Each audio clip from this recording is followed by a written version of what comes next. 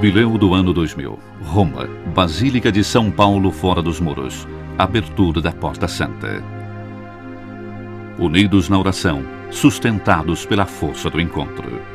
O Papa de Roma João Paulo II, o metropolita ortodoxo Atanásio, o arcebispo anglicano George Carey, abrem as 6 mãos aquela que será chamada Porta do Ecumenismo.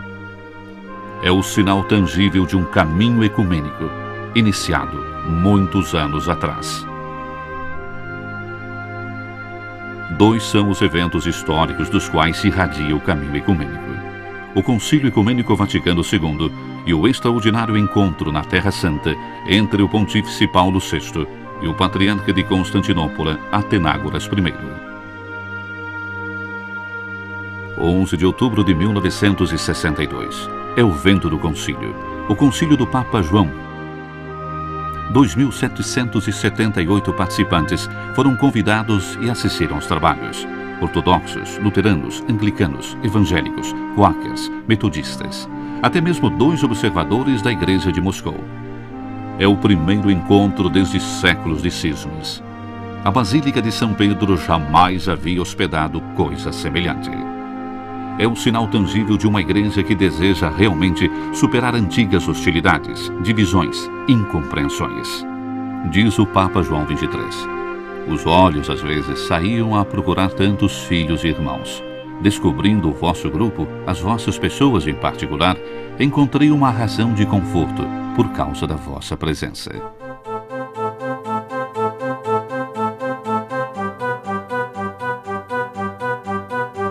5 e 6 de janeiro de 1964. Em Jerusalém, o sucessor do Papa João Paulo VI encontra Atenágoras I, patriarca ecumênico de Constantinopla, primaz de honra de 9 patriarcas da Igreja Ortodoxa.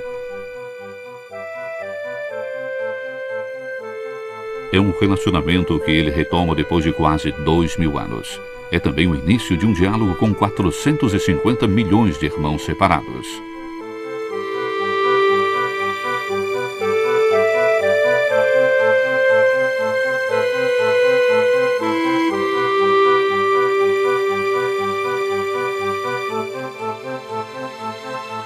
Benedicat vos omnipotens Deus, Pater, et Filius, et Spiritus Sanctus.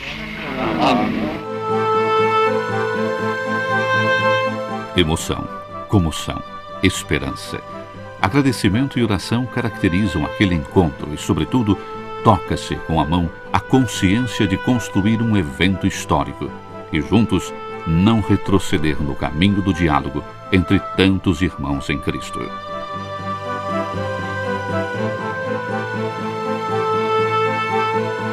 Disse Atenágoras I. Há séculos que o mundo cristão vive na noite da separação. Os seus olhos estão cansados de olhar para o escuro. Lembra Paulo VI. Eu vos digo que tive a grande alegria, nesta manhã, de abraçar, depois de séculos e séculos, o Patriarca Ecumênico de Constantinopla, de trocar com ele palavras de paz, de fraternidade e de desejo de unidade, de concórdia e de honra a Cristo e de serviço à humanidade. Esperemos que esses inícios deem bom fruto, que a semente germine e chegue à maturação. Recebei agora a minha bênção, em nome do Pai, do Filho e do Espírito Santo. Louvado seja nosso Senhor Jesus Cristo. O primeiro, basilar e imprescindível sinal desses tempos é o decreto conciliar Unitatis Redintegratio. Foi formulado aos 21 de novembro de 1964 com 2.137 placet e apenas 11 não placet. É, de fato, o ato oficial com o qual inicia o compromisso ecumênico da Igreja Católica, a qual abandona sua tradicional posição de expectativa de retorno em seu seio dos não-católicos e declara de se comprometer com o restabelecimento da unidade entre todos os cristãos. Não apenas isso, a Unitatis Redintegratio sustenta: aqueles que creem em Cristo e receberam devidamente o batismo estão constituídos numa determinada comunhão, embora imperfeita, com a Igreja Católica. Os católicos, portanto, devem saber reconhecer e apreciar os valores autenticamente cristãos presentes em outras igrejas. A Unitatis Redintegratio reconhece, pois, oficialmente, pela primeira vez, o valor do movimento ecumênico já existente fora da Igreja Católica. Considera ainda o ecumenismo como fruto de uma verdadeira conversão por parte da Igreja e um solícito compromisso por parte dos católicos de estudar, rezar para crescer o conhecimento com os não católicos. No decreto se reconhece, enfim, que as separações e algumas cisões se realizaram não sem culpa de homens de ambas as partes. O próprio Paulo VI diz: se alguma culpa nos fosse imputável por tal separação, por ela nós pedimos humildemente perdão a Deus. Esse foi o ponto de partida na longa, difícil, mas irrenunciável estrada do ecumenismo. Poucos meses depois daquele histórico documento, de 25 a 27 de agosto de 1965, inicia o diálogo teológico entre a Igreja Católica e a Federação Luterana Mundial, o encontro do Grupo Misto em Estrasburgo. Finalmente, o processo de conhecimento recíproco foi iniciado. Teólogos, religiosos, homens de cultura deixam de lado desconfianças e suspeitas e se encaminham pela estrada do diálogo, de uma experiência comum de fé e de oração. Oscar Cullmann, pastor aposentado francês, professor da Universidade de Basileia e da Sorbonne, é um deles. Afirma: é um privilégio particular ter participado como hóspede pessoal e observador protestante do Concílio Vaticano II e ter vivido dia a dia dos padres conciliares.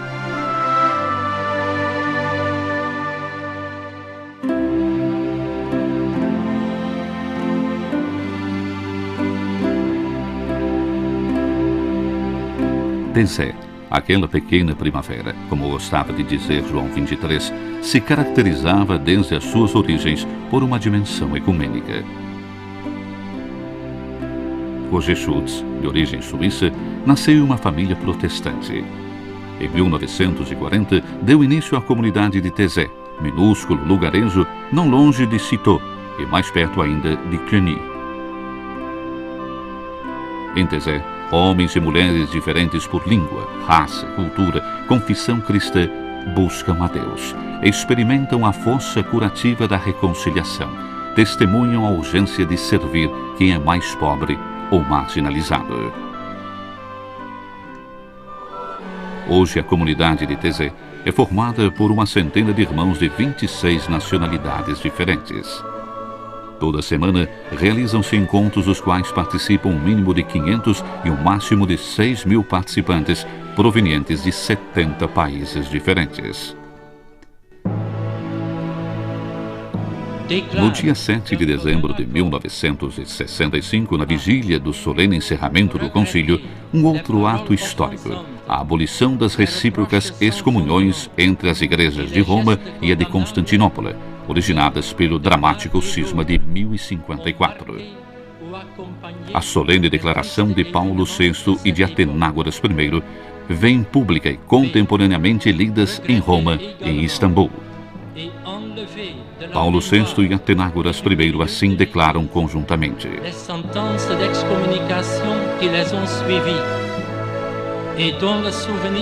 queremos cancelar da memória e do seio da Igreja as sentenças de excomunhões de 1054, cuja recordação foi, até os dias de hoje, um obstáculo à aproximação na caridade, e relegá-la ao esquecimento.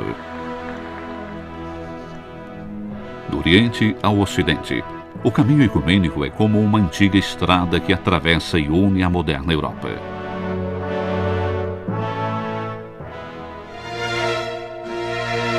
Poucos meses se passam e eis um outro evento histórico. Em 23 e 24 de março de 1966, Michael Hunsey, arcebispo de Cantuária, primaz da Igreja da Inglaterra, presidente da Comunhão Anglicana, está em Roma. É a primeira visita oficial destinada a sancionar o início do diálogo teológico e da colaboração entre as duas igrejas. Paulo VI acolhe o insigne hóspede com essas palavras: os seus passos não chegam em uma casa estrangeira. Eles chegam em uma casa que Vossa Excelência, para sempre, por válidos títulos, pode dizer que é também sua. Estamos felizes por abrir-vos as portas, e com as portas abertas, o nosso coração. Na conclusão da oração na Basílica de São Paulo, foi lida uma declaração conjunta. Na saída, um gesto imprevisto, espontâneo, de extraordinário valor simbólico. Paulo VI tira o anel e coloca ele mesmo no dedo do arcebispo Hunsey, em sinal de estima e de amizade, quase como penhor da fraternidade reencontrada. Como foi imprevisto e espontâneo, no dia anterior, o gesto do primaz de ajoelhar-se diante do Papa na audiência particular. O dom do anel de Paulo VI será recordado pelo arcebispo George Carey durante a audiência de 21 de junho de 2002 com João Paulo II. O caminho ecumênico prossegue com outros momentos comuns, como o encontro entre a Comissão do Conselho Mundial das Igrejas, que reúne 342 igrejas e comunidades eclesiais, e o Centro Unité Chrétienne de Lyon. O objetivo é preparar a Semana de Oração pela Unidade dos Cristãos. Ou como o primeiro encontro em Aricia entre a Igreja Católica e o Conselho Metodista Mundial. Ainda para sistematizar e dar encaminhamento às experiências adquiridas, aos 14 de maio de 1967, o Secretariado para a Unidade dos Cristãos publica a primeira parte do Diretório Ecumênico. Responsável pelo secretariado é o padre jesuíta Cardeal Agostinho Beia. O Secretariado para a Unidade dos Cristãos tinha sido instituído em 1960 por João XXIII. E em 1988 será transformado no Pontifício Conselho para a Promoção da Unidade dos Cristãos. Até hoje, trabalha com a finalidade de desenvolver uma atividade permanente de conhecimento, de diálogo e de permuta. O Diretório Ecumênico reconhece, entre outras coisas, a plena validade do batismo, conferido pelas outras igrejas e comunidades eclesiais. Aconselha a oração em comum e permite aos católicos que não têm possibilidade de fazê-lo nas próprias comunidades, de participar da missa e receber a Eucaristia numa igreja ortodoxa, de se confessar com um sacerdote ortodoxo, de compartilhar lugares de culto com sacerdotes, ministros e comunidades que não estejam em plena comunhão com a Igreja Católica e que se encontram em situações de necessidade.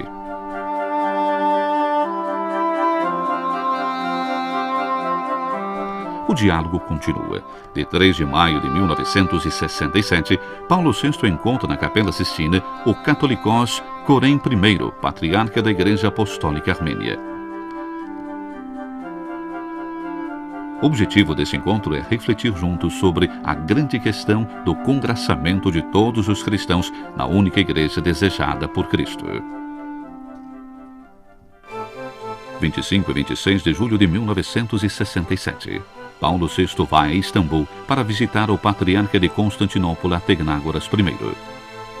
É uma viagem histórica que parece deixar para trás, de uma vez para sempre, os séculos escuros do silêncio e das inimizades. Na Catedral Católica do Espírito Santo de Istambul, disse Paulo VI: ajudai-nos todos, pastores e rebanho, no grande dever que assumimos e que foi um dos motivos determinantes desta nossa viagem: a recomposição da unidade cristã. Depois da visita à antiga igreja de Santa Sofia, o Papa e Atenágoras, de mãos dadas, entram na Catedral Ortodoxa de São Jorge. Disse o patriarca: o Senhor nos conduziu de etapa em etapa e nos obrigou a nos confrontarmos com os sinais dolorosos de nossa história comum. Ordenou-nos que levantássemos dentre nós a cortina da divisão, Depois de apenas 3 meses, o patriarca de Constantinopla retribui a visita. Em 26 de outubro de 1967, Atenágoras I vem a Roma. O patriarca de Constantinopla na Basílica de São Pedro. Um evento histórico, solene, cheio de emoção, repleto de esperança para todos. Paulo VI o acolhe com um tríplice e comovido abraço. O patriarca o chama afetuosamente Megalocardos, ou seja, aquele que tem um grande coração, e proclama: o fato de termos deixado o nosso isolamento e da nossa suficiência para buscar o sólido terreno sobre o qual foi fundada a Igreja indivisa, revelou-nos esta verdade. Aquilo que nos une é muito mais daquilo que nos separa. Atenágoras I, enfim, dirige-se ao sepulcro de João 23. Deposita um arranjo com 3 espigas e um bilhete escrito de próprio punho. Se o grão de trigo não cai por terra e não morre, permanece só. Se morre, produz muito fruto. E os frutos começam, embora timidamente, a aparecer também na longínqua terra da Rússia. De 9 a 13 de dezembro de 1967, acontece o primeiro encontro histórico em Leningrado, entre os representantes da Igreja Católica e a Igreja Ortodoxa Russa sobre o tema da doutrina social.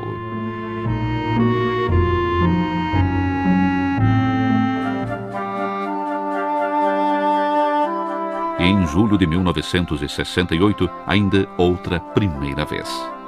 Pela primeira vez, uma delegação católica participa da Assembleia Geral do Conselho Mundial das Igrejas, realizado em Uppsala.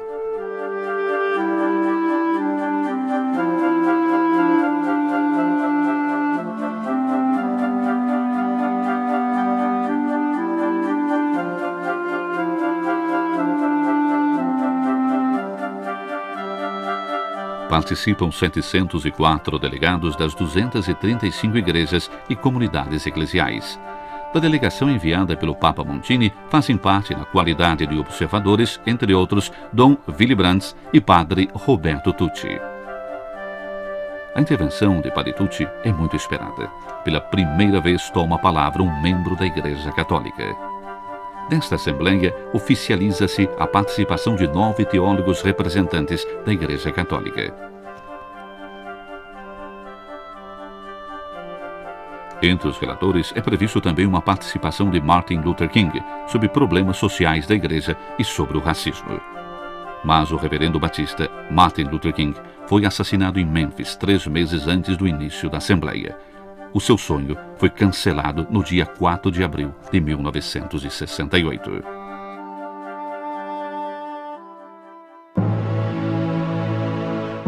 Aquele encontro foi o primeiro sintoma para o passo sucessivo, um passo difícil. 10 de junho de 1969, Paulo VI visita, em Genebra, a sede do Conselho Mundial das Igrejas, órgão de colaboração entre as igrejas e as comunidades eclesiais ortodoxas, anglicanas e protestantes.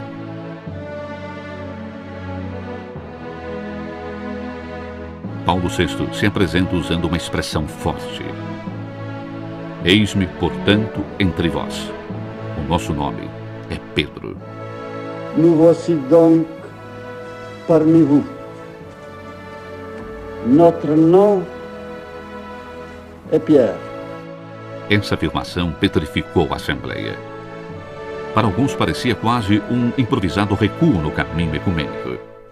Na realidade, com realismo e clarividência, Papa Montini expressa publicamente e de modo explícito a consciência que o ministério por ele representado constitui um dos maiores obstáculos no caminho da unidade visível das igrejas.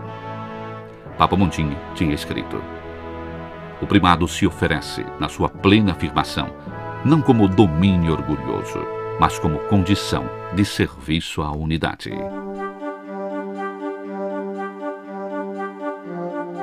No entanto, os momentos de reflexão e de diálogo continuam a se intensificar. Em janeiro de 1970, acontece o primeiro encontro da Comissão Internacional Anglicano-Católico Romano, preparado em Gadzada e realizado em Windsor. Aos 16 de abril de 1970, o Secretariado para a Unidade dos Cristãos publica a segunda parte do Diretório Ecumênico.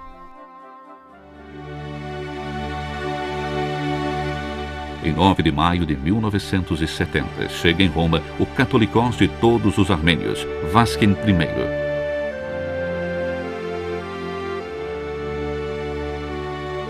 Paulo VI diz: durante esses dias abençoados por Deus, como os discípulos de Maús, nós sentimos o nosso coração arder, e com eles, nós reconhecemos a presença do Senhor entre nós. É em seu nome e é para o serviço da sua igreja que nos encontramos.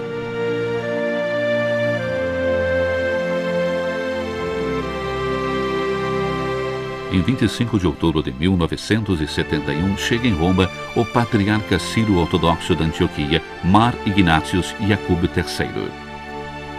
Esse encontro assinala uma nova etapa nas relações entre a Igreja Católica e a Igreja sírio-ortodoxa. O patriarca e o Papa Paulo VI firmam uma declaração conjunta que procura resolver algumas das tradicionais controvérsias sobre o tema cristológico.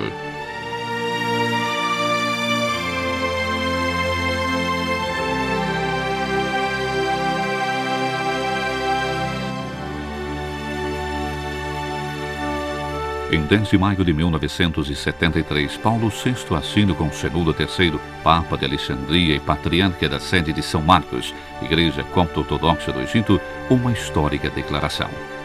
Aprofunda-se assim o diálogo com a grande família das igrejas ortodoxas orientais, testemunhas da fé cristã em situações muitas vezes hostis e trágicas, e procura-se superar a disputa cristológica que caracterizou desde o século V a divisão dessas igrejas com o resto da cristandade. 27 anos depois, por ocasião do grande jubileu do ano 2000, de 24 a 26 de fevereiro, João Paulo II vai ao Cairo, onde se encontra com o Papa Shenouda. É uma visita que fortalece a esperança e o diálogo.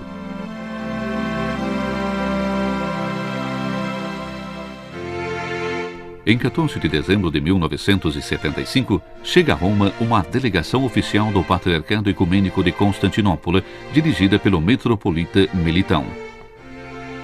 O encontro entre Melitão e Paulo VI passará para a história. No final da celebração eucarística, Paulo VI se aproxima do metropolita e lhe beija os pés. É um gesto inesperado e inusitado. Os que estavam presentes ficam surpresos, admirados. Segue-se um prolongado aplauso.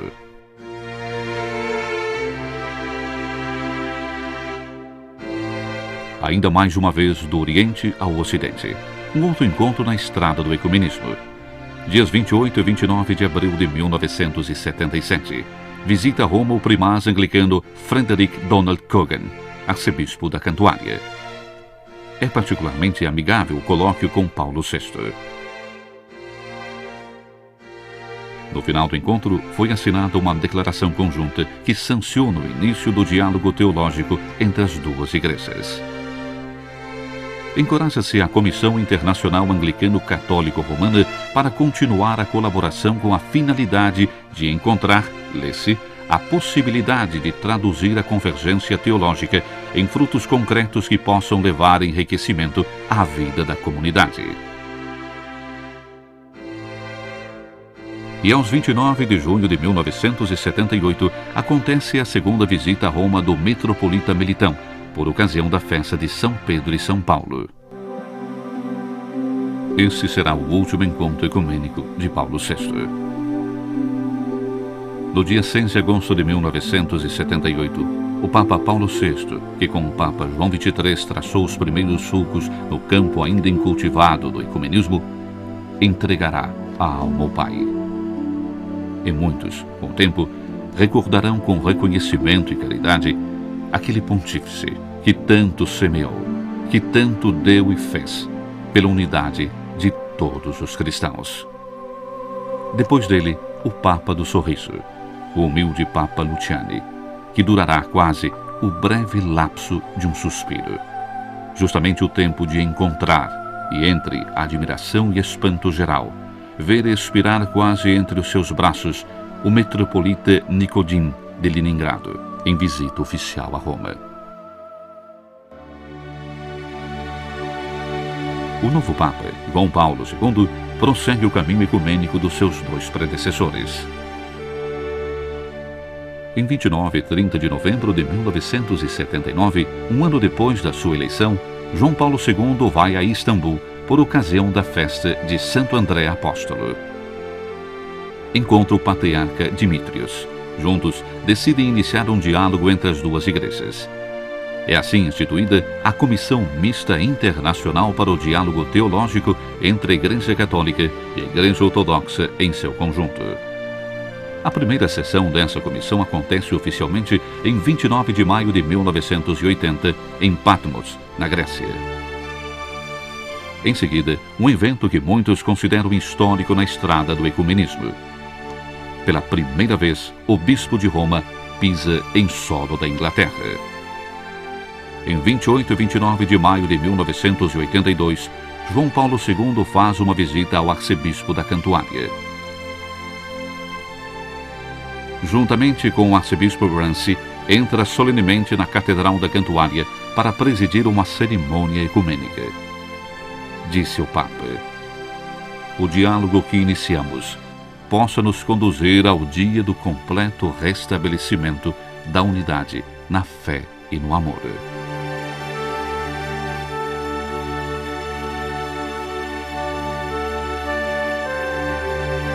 12 de junho de 1984. Visita de João Paulo II a Genebra. Disse: "O simples fato da minha presença aqui entre vós, como bispo de Roma, em visita fraterna à sede do Conselho Mundial das Igrejas, é um sinal dessa vontade da Igreja Católica de favorecer a unidade e a busca de uma plena unidade dos cristãos." Em seguida, João Paulo II não deixa de fazer também uma visita ao Centro Ortodoxo do Patriarcado Ecumênico de Chambézy, que desenvolve naqueles anos difíceis para o Patriarcado Ecumênico e para a Igreja Católica, limitadas na sua liberdade e no seu testemunho evangélico, uma importante função de ligação e de contato com a Igreja Católica. Naqueles mesmos dias, chega a Roma o patriarca Ciro-Ortodoxo de Antioquia e de todo o Oriente, Mar Ignatius Zaca Iuás I. É assinada uma importante declaração conjunta na qual, entre outras coisas, se sublinha a urgência do testemunho cristão comum diante do desafio do materialismo que depaupera o homem contemporâneo.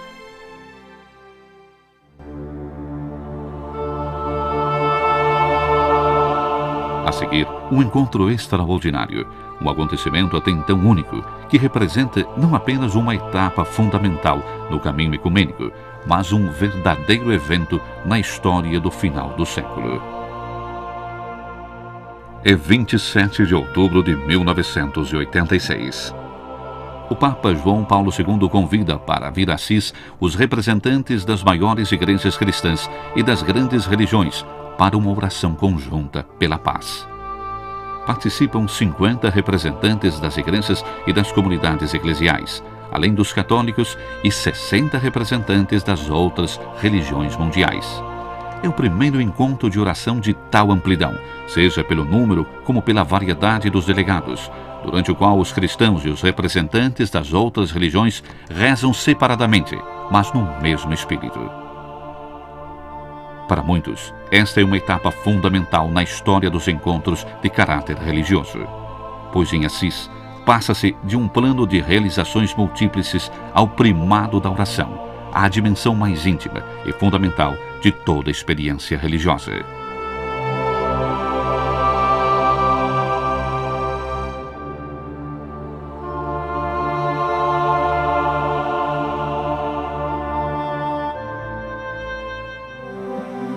Do Oriente ao Ocidente, do Norte ao Sul do mundo, o caminho ecumênico prossegue na África. Em 12 de setembro de 1988, o Zimbábue hospeda o encontro ecumênico de oração. O encontro se realiza na Catedral Anglicana de Bulawayo. A oração conjunta é introduzida pelo bispo anglicano reverendo Theophilus Nayeli. João Paulo II diz: "Sobretudo nos últimos 30 anos, o Espírito Santo suscitou no coração dos crentes o arrependimento pelos erros do passado, o desejo novo de superar as divisões, o entusiasmo renovado para trabalhar juntos como irmãos e irmãs na vinha do Senhor.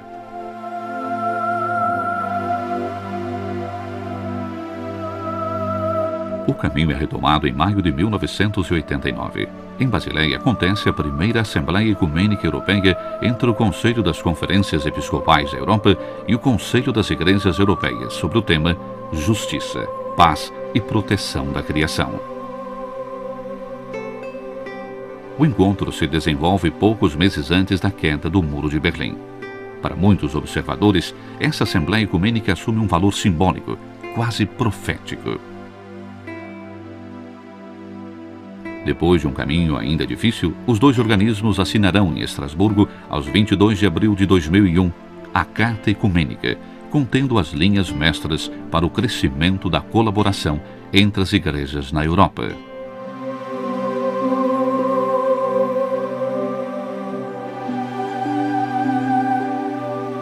O caminho ecumênico agora se dirige ainda uma vez para a África. Aos 10 de fevereiro de 1993, em Khartoum, no Sudão, João Paulo II encontra os representantes coptas e protestantes, das religiões tradicionais e do Islã.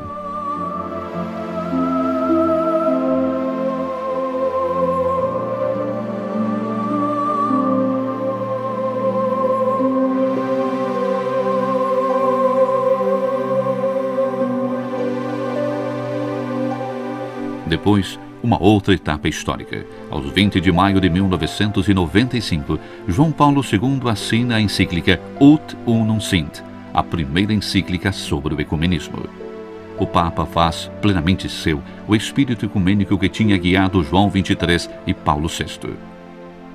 Esse espírito é expressado na disposição de se procurar aquilo que une muito mais do que aquilo que divide. João Paulo II recorda com força que a Igreja Católica está comprometida de modo irreversível a percorrer o caminho da busca ecumênica. Finalmente, João Paulo II, como por sua vez tinha notado com preocupação Paulo VI, reconhece que o ministério do Bispo de Roma, sinal visível e responsável pela unidade, constitui uma dificuldade para a maior parte dos outros cristãos. Portanto, ele conclui a encíclica exortando todos os pastores e teólogos das nossas igrejas para que possam buscar, evidentemente juntos, as formas nas quais este ministério possa realizar um serviço de amor, reconhecido tanto por uns como pelos outros. Poucas semanas depois, de 27 a 29 de junho de 1995, o patriarca de Constantinopla, Bartolomeu I, vem a Roma por ocasião das festas de São Pedro e São Paulo. Bartolomeu I, eleito patriarca ecumênico em 1991, achou-se no dever de gerir um dos momentos mais difíceis nas relações ecumênicas entre os cristãos do Oriente e os do Ocidente, depois da falta de acolhida das propostas enunciadas pela Comissão Católica Ortodoxa no documento chamado de Balamand, sobre a questão das igrejas orientais católicas. O momento central da visita foi a celebração ecumênica na Basílica de São Pedro. O Papa assim se dirige ao patriarca de Constantinopla.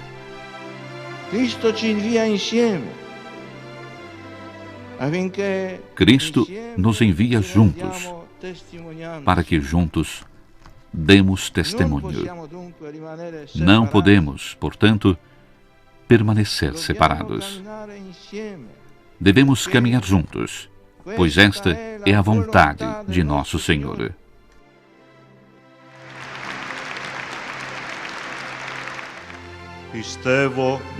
No final da homilia, o Papa, juntamente com o patriarca, recitaram em grego a profissão de fé. Oratonte pandon και ορατών, και εις ένα Κύριον Ιησούν Χριστόν, τον Υιόν του Θεού τον μονογενή, τον εκ του Πατρός γεννηθέντα προπάντων των αιώνων. Φως εκ φωτός, Θεόν αληθινών εκ Θεού αληθινού, γεννηθέντα ου ποιηθέντα, ομοούσιον το Πατρί, διού τα πάντα εγένετον. Depois, o patriarca, dirigindo seus fiéis, assim os exorta: Abbiate coraggio. Tende coragem. Deus ama o mundo, ama o homem, ama a vida. Amemo-nos também nós, uns aos outros, na verdade. E o Deus do amor, da paz e da unidade estará sempre conosco. Amém.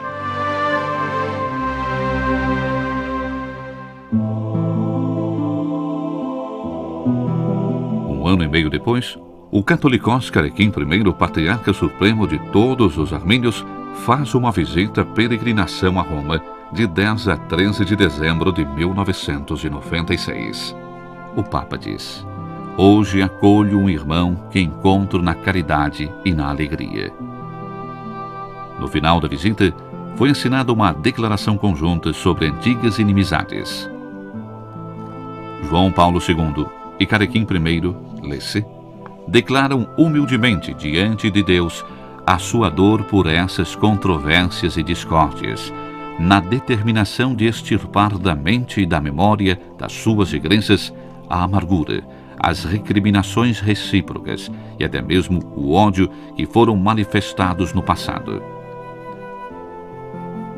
Poucas semanas depois, em 25 de janeiro de 1997, será o Catolicós da Cilícia dos Armênios, An I, a fazer uma visita ao Santo Padre e a participar com ele da celebração de encerramento da Semana de Oração pela Unidade dos Cristãos na Basílica de São Paulo. O caminho ecumênico retoma sua estrada. Em 29 de maio de 1999, João Paulo II vai a Bucareste, na Romênia. É a primeira viagem a um país de maioria ortodoxa. O caminho foi preparado um ano antes pelo grande encontro ecumênico Homens e Religiões, por iniciativa da comunidade de Santo Egídio. É acolhido pelo patriarca ortodoxo de Bucareste, Teoktiste. Depois de quase 1000 anos, cai o muro. Depois de um longo inverno de sofrimento, diz o pontífice, podemos trocar o abraço da paz. O encontro emocionou muito e contagiou centenas de milhares de fiéis presentes, a ponto de invocar um grito unânime e apaixonado: unidade, unidade.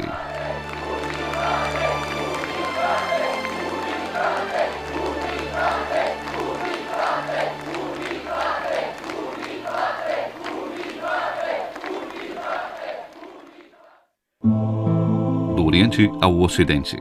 31 de outubro de 1999, é oficializada a Declaração Conjunta da Federação Luterana Mundial e da Igreja Católica sobre a doutrina da justificação.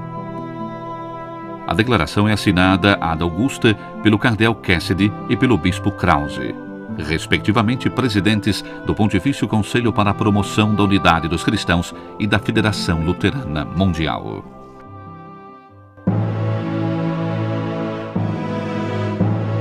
Depois, um outro evento que permanecerá histórico no já longo caminho do ecumenismo. 18 de janeiro de 2000. Abertura a 6 mãos da Porta Santa do Jubileu do ano 2000, na Basílica Romana de São Paulo, fora dos muros. Está presente um grande grupo de delegados fraternos representando 22 igrejas e comunidades eclesiais. Dentre eles, o presidente da Federação Luterana Mundial, bispo Krause, os representantes do Conselho Metodista Mundial e do Conselho Ecumênico das Igrejas. Terminada a leitura do texto preparado, o Papa recorda, improvisando, o grito do povo durante a sua visita a Bucareste. Unidade, unidade. Unidade, unidade. Esse grito, que ouvi em Bucareste durante a minha visita, volta a mim como um forte eco. Unidade, unidade, gritava o povo reunido durante a celebração eucarística. Todos os cristãos, católicos e ortodoxos, protestantes e evangélicos, todos gritavam juntos: unidade, unidade. Graças a esta voz, por causa dessa voz novamente consoladora dos nossos irmãos e das nossas irmãs. Talvez também nós possamos sair desta basílica gritando como eles: Unidade, unidade, unidade, unidade. Unity. Unity. Thank you. 2 meses depois, em 12 de março de 2000, uma outra jornada histórica. São Pedro, Liturgia do Perdão. Toda a Igreja Católica, em oração com o sucessor de Pedro, pede perdão de joelhos diante de Deus. Diz João Paulo II: com grande inspiração, como sucessor de Pedro, peço que nesse ano da misericórdia a Igreja se ajoelhe diante de Deus e implore o perdão pelos seus pecados, passados e presentes, dos seus filhos. E conclui: perdoemos e peçamos perdão. Entre os pecados pelos quais foi pedido perdão estão aqueles que diziam respeito à unidade do corpo de Cristo, minando a unidade dos cristãos.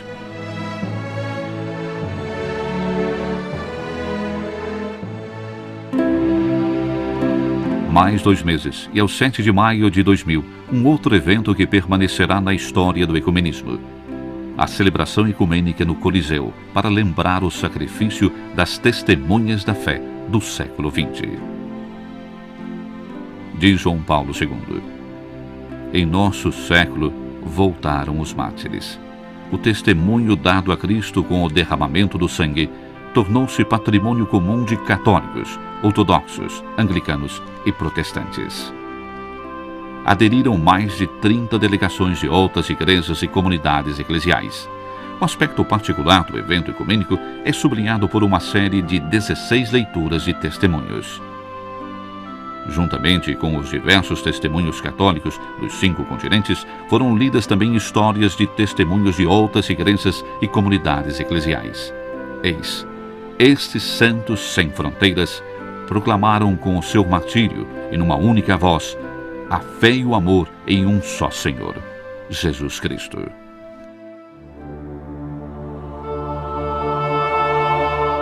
Para João Paulo II, a esperada peregrinação à Terra Santa no mês de março, nas pegadas de Jesus e também do seu predecessor Paulo VI, é momento culminante do grande jubileu. Ela termina com a visita à Basílica, que os ocidentais chamam de Santo Sepulcro e os orientais Anástasis, o lugar da morte e da ressurreição de Jesus, conservado há séculos, não sem tensões, por cristãos das diversas confissões.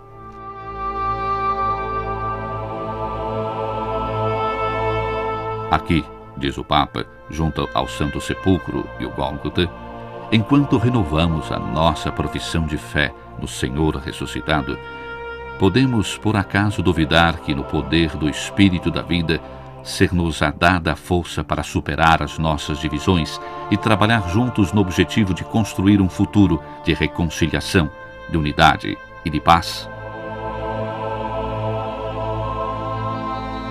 Um ano depois, em maio de 2001, João Paulo II completa a peregrinação aos lugares da história da salvação, seguindo as pegadas de Paulo. Chega assim à Grécia, onde encontra sua beatitude Cristóndolos, arcebispo de Atenas e de toda a Grécia, e se dirige à rocha do Areópago, lugar do famoso discurso do apóstolo dos gentios aos doutos atenienses. Na mensagem conjunta dirigida aos cristãos e aos povos da Europa, o anúncio missionário da salvação de Cristo se une ao compromisso para com o diálogo e pela reconciliação.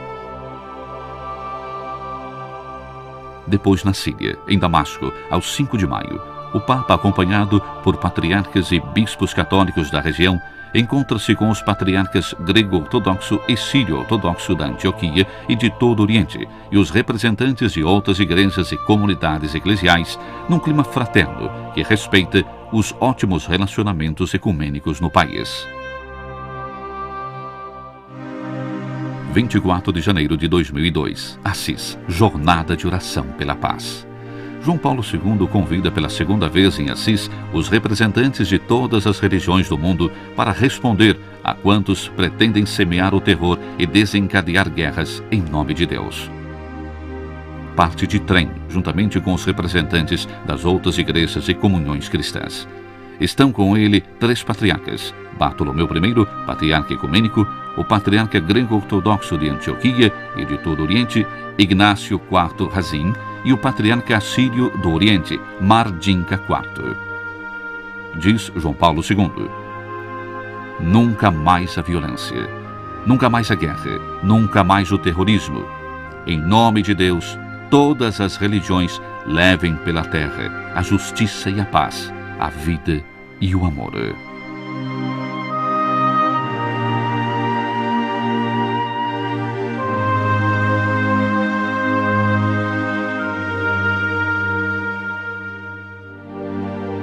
O caminho ecumênico prossegue. 23 a 25 de maio de 2002. João Paulo II vai à Bulgária e se encontra com o patriarca Maxim.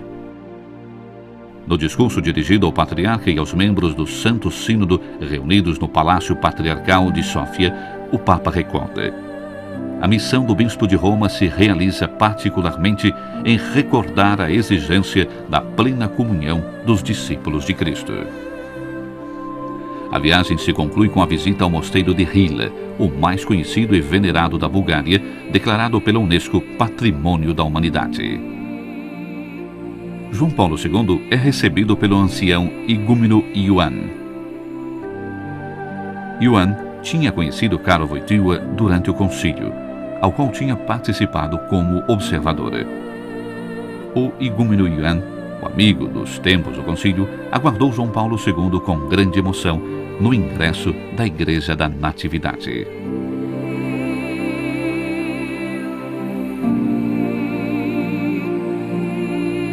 No entanto, nesses anos, o Patriarcado de Constantinopla promove uma série de simpósios ecumênicos itinerantes sobre o tema Religião, Ciência, Ambiente.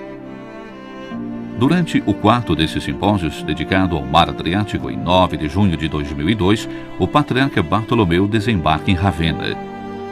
Aqui tem a alegria de poder celebrar uma solene liturgia a Santo Apolinário em classe, recordando que a basílica tinha sido construída nos tempos em que a igreja era unida.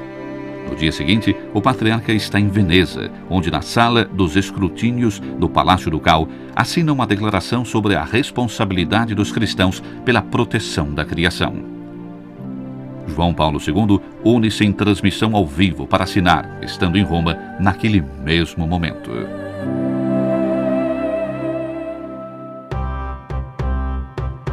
Ainda uma vez do Oriente ao Ocidente. Em 27 de fevereiro de 2003, o novo primaz anglicano, o teólogo e poeta Rowan Williams, é solenemente entronizado na Catedral da Cantuária, na presença de numerosos representantes de outras confissões cristãs. O cardeal Casper representa o Santo Padre na cerimônia. O juramento acontece sobre o antigo livro dos Evangelhos que o Papa Gregório Magno tinha dado a Santo Agostinho, enviando-o em missão para a Inglaterra. Aos 4 de outubro, o primaz já está em Roma para visitar João Paulo II. Significativo momento de fraternidade, num período em que a comunhão anglicana é atravessada por fortes tensões.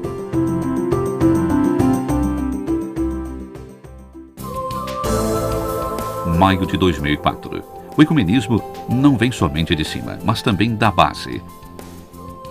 Num período em que as discussões sobre a intercomunhão são particularmente intensas entre os católicos de língua alemã, e é exatamente na Alemanha, em Stuttgart, que se encontram os representantes de 150 movimentos pertencentes às diversas confissões cristãs. Focolare de Chiara Lubich, Santo Egídio, de André Riccardi, Schoenstatt. Grupos protestantes e ortodoxos firmam juntos o seu compromisso na grande construção da unificação da nova Europa.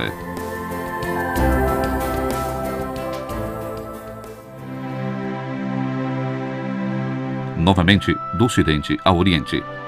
Depois das dificuldades nos relacionamentos entre a Igreja Católica e a Igreja Ortodoxa Russa, chega-se a uma clareira cujo sinal é o retorno à Rússia do ícone da Mãe de Deus de Kazan. Em 28 de agosto de 2004, em Moscou, realiza-se a cerimônia da entrega da Sagrada Imagem. Naquele dia se celebra, no calendário ortodoxo, a festa da Dormição de Maria.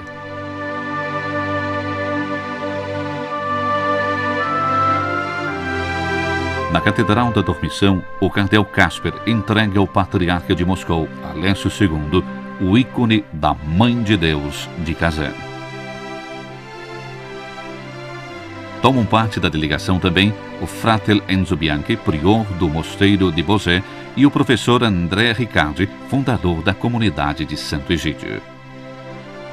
O cardeal Casper entrega ao patriarca Alessio também uma carta do Santo Padre, na qual se lê: por um desígnio insondável da divina providência, nos longos anos da sua peregrinação, a Mãe de Deus, em seu ícone sagrado conhecido como Kazanskaya, reuniu em torno de si fiéis ortodoxos, assim como seus irmãos católicos de outras partes do mundo. O bispo de Roma rezou diante desse ícone sagrado, implorando que chegue o dia em que seremos todos unidos, e no qual poderemos proclamar ao mundo, a uma só voz e na comunhão visível, a salvação de nosso único Salvador e a sua vitória sobre todas as forças maléficas e ímpias que trazem o dano à nossa fé e ao nosso testemunho de unidade.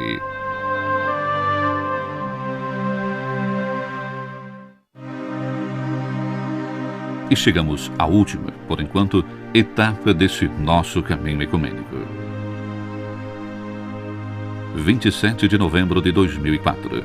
Solene celebração ecumênica na Basílica de São Pedro, presidida por João Paulo II, juntamente com o Patriarca Ecumênico de Constantinopla, Bartolomeu I, para a entrega das relíquias dos santos Gregório Nazianzeno e João Crisóstomo, bispos e doutores da Igreja.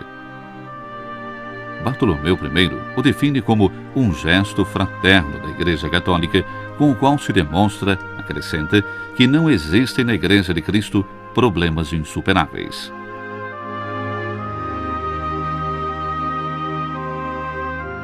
Relíquias de santos seja para Roma que para Constantinopla, enquanto expressão da Igreja indivisa, mas de particular significado para os orientais. Gregório Nazianzeno e João Crisóstomo foram ambos arcebispos de Constantinopla e, portanto, predecessores de Bartolomeu, que chama histórico o gesto de João Paulo II. E João Paulo II afirma que não se cansará jamais de procurar a unidade dos cristãos, firmemente e resolutamente. Um gesto que o próprio Bartolomeu I tinha solicitado no final de junho de 2004, durante a sua visita a Roma para a solenidade dos santos Pedro e Paulo. Naquela ocasião, o patriarca de Constantinopla tinha tido também a alegria de inaugurar, com uma solene liturgia, o uso da igreja de São Teodoro no Palatino, um antigo templo edificado nos tempos da Igreja Indivisa, confiado estavelmente à comunidade greco-ortodoxa de Roma para suas celebrações litúrgicas e a pastoral. Em 1º de julho de 2004, a solene inauguração realizou um desejo expresso pela primeira vez pelo patriarca Atenágoras I a Paulo VI, num de seus históricos encontros.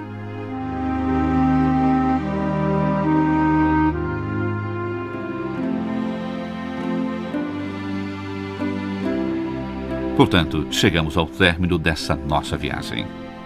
Mas, saibamos, esta é somente a etapa mais recente.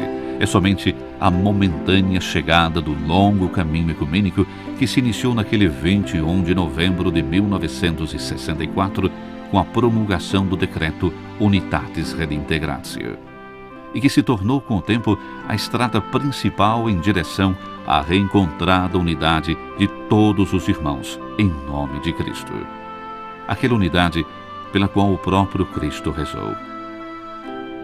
Não peço somente por estes, mas também por aqueles que, por sua palavra, crerão em mim, para que todos sejam um, como tu, Pai, és em mim e eu em ti. Sejam também eles uma só coisa, para que o mundo creia que tu me enviaste.